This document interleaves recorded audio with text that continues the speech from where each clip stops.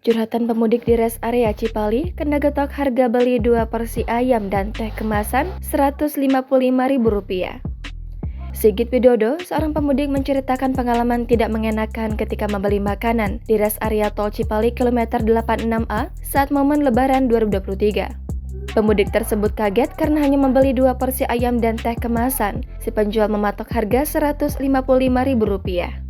Buat yang sedang istirahat di rest area kilometer 86A Cipali dan ingin ngirit, saya sarankan jangan makan di sini.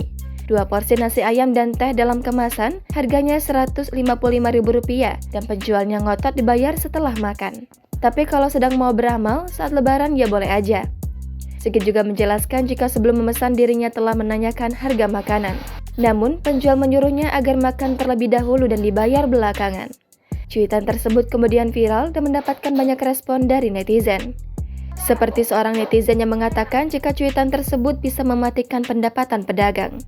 Namun netizen lainnya membalas, ada baiknya jika pedagang yang menaikkan harga perlu menuliskan nominal harga makanan tersebut sehingga calon pembeli tak merasa tertipu. Balasan beragam pun datang dari netizen yang pernah kena getok harga lebaran di berbagai rumah makan rest area tol. Ternyata getok harga tak hanya terjadi di musim lebaran. Di hari biasa pun kerap terjadi seperti pengalaman netizen di kolom replay tweet Sigit.